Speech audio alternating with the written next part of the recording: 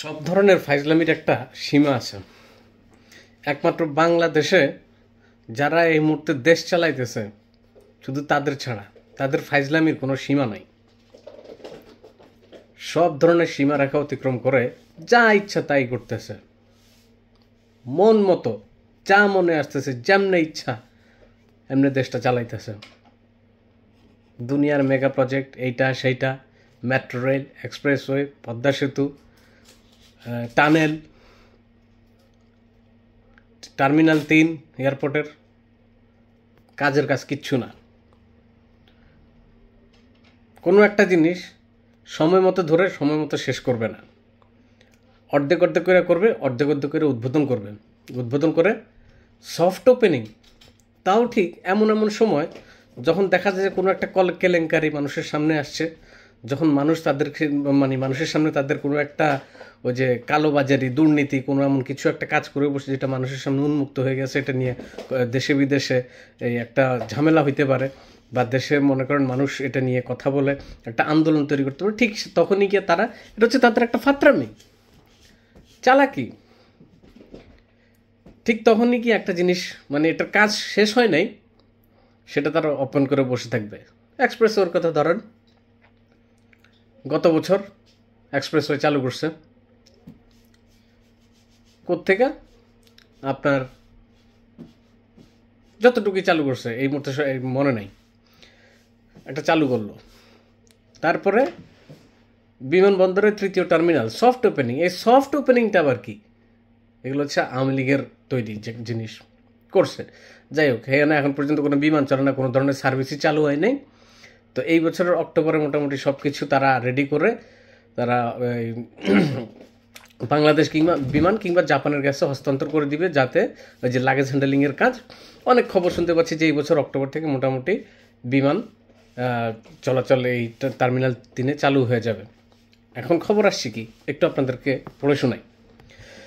কাজ পুরোপুরি শেষ না হওয়ায় শাহজালাল আন্তর্জাতিক বিমানবন্দরের 3য় টার্মিনাল হস্তান্তরের সময় প্রায় 6 মাস পিছিয়ে গেছে। ফলে আগামী সেপ্টেম্বরে ঠিকাদার প্রতিষ্ঠানের কাছ থেকে আনুষ্ঠানিকভাবে 3য় টার্মিনাল বুঝে নেবে বাংলাদেশ বেসামরিক বিমান চলাচল কর্তৃপক্ষ। সিভিল এভিয়েশন দপ্তর ঠিকাদার প্রতিষ্ঠান এবং বুয়েট সুপারভিশন টিম নিয়ে এক বৈঠকে জাপানি ঠিকাদার প্রতিষ্ঠান মিৎসুবিশি সময় ও ব্যয় বাড়ানোর প্রস্তাব দেয়। বেবিচক চেয়ারম্যান জানান, প্রকল্পের 5% কাজের মধ্যে বিভিন্ন ইনস্টলেশন, ক্যালিব্রেশন ও মেশিন প্রি টেস্টিংয়ের কাজ বাকি রয়েছে। তিনি বলেন, এগুলো সম্পন্নের জন্য সেপ্টেম্বরের প্রকল্প হস্তান্তরের সুযোগ দেওয়া হবে নির্মাণকারী প্রতিষ্ঠানকে। সেপ্টেম্বরে সিভিল এভিয়েশন দায়িত্ব বুঝে নেওয়ার পর পুরাতন টার্মিনালের অনেক কার্যক্রম 3য় টার্মিনালে স্থানান্তর কার্যক্রম শুরু হবে। সরকারি বেসরকারি অংশীদারিত্ব পিপিপি আওতায় কাজ করা বোর্ড 3য় টার্মিনাল পরিচালনার সার্বিক বিষয় তুলে ধরে রিপোর্ট করবে বেবিচককে। এরপর জাপান ইন্টারন্যাশনাল কোঅপারেশন এজেন্সির সঙ্গে পরিচালনার বিষয়ে আরও একটি চুক্তি হবে। আমি একটু লিঙ্কটাতে ঢুকে দেখি, তারপর আর কোনো বিস্তারিত খবর পাওয়া যায় কিনা। যাই হোক, এই লিঙ্কটা আসলে কাজ করতেছে না এই মুহূর্তে, বাট একটা অনলাইন নিউজ পোর্টালের মধ্যে এই নিউজটা আসলো। তা আপনারা চিন্তা করেন, এইগুলো কী ধরনের ফাইজলামি শুরু করছে তারা। সমানে তো বাইরের দেশ থেকে, আপনার চায়না থেকে, ভারত থেকে, রাশিয়া থেকে বিভিন্ন ধরনের ঋণ নিয়ে আপনার বিভিন্ন দেশের সাথে বিভিন্ন রকমের প্রকল্প তৈরি করে নিজের ক্ষমতাকে ধরে রাখার যে একটা ভয়ানক খেলায় তারা মেতে উঠেছে। যেমন আপনার রাশিয়ার সাথে 2014 সালে রূপপুর নিউক্লিয়ার বিদ্যুৎ প্রকল্প এটা চালু করলো। তাও আমাদের নিজেদের দেশের মানুষ তো এটা তৈরি করতেছে না, সেটা রাশিয়াই তৈরি করতেছে, এবং এটা যে হ্যান্ডেলিংয়ের কাজ সেটাও হয়তো বা ভারত বা রাশিয়া তাদেরকে দিয়েই করানো হবে। আমাদের দেশের মানুষ তো এইখানে জব পাওয়ার মতো অভিজ্ঞতা, যোগ্যতা তাদের তো কিছুই নাই। যাই হোক, করতেছে। তারপরে আপনার এই যে পদ্মা সেতু কিংবা এক্সপ্রেসওয়ে, এগুলো আপনার চাইনিজ ঋণ, জাপানিজ ঋণ, এগুলা তাদের ওই টেকনিশিয়ানস, তাদের ইঞ্জিনিয়ার, তাদের আর্কিটেকচার, এদেরকে দিয়ে এসব কাজ করানো হইতেছে। তাদের কাছ থেকে ঋণ নিয়ে তাদের দেশের জিনিসপত্র দিয়ে তাদের তৈরি এই রড, সিমেন্ট, আপনার যা যা উপকরণ লাগে সব আমাদের দেশের কোনো উপকরণ দিয়ে তো এগুলো তৈরি হচ্ছে না। আমাদের দেশের ইয়া দিয়ে, এই কী বলে, কোনো ইন্টেলিজেন্ট মানুষ দিয়ে যারা এইসব কাজে কোনো সহযোগিতা করতেছে, যারা এইগুলোর পিছনে কোনো তাদের পরিশ্রম দিচ্ছে, এরকম কিছুই না। ঋণ বলেন, আপনার সব ধরনের উপকরণ বলেন, সব কিছু তারা এই চায়না কিংবা ভারত কিংবা রাশিয়া থেকে এনে এনে বিভিন্ন ধরনের এইসব প্রজেক্টগুলো তৈরি করতেছে। এগুলো কোন কাজে আসবে আল্লাহই জানেন।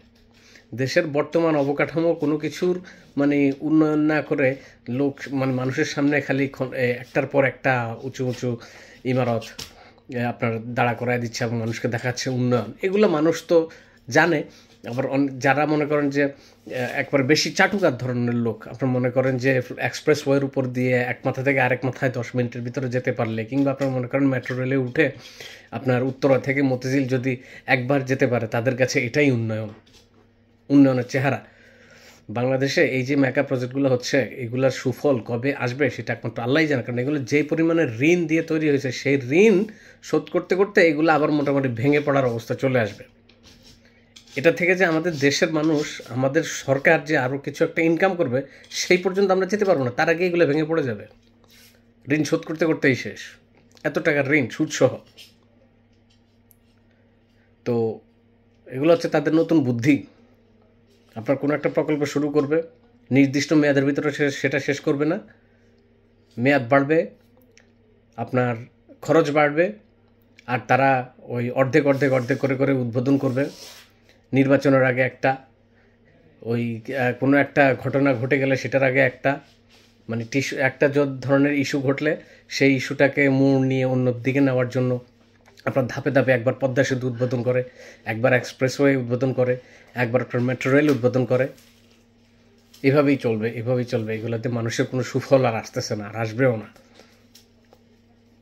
এই টার্মিনাল 3 দিয়ে কবে যে মানুষ যাবে আসবে, এটা একমাত্র আল্লাহই জানে। এগুলো হচ্ছে তার ফাইজলামি।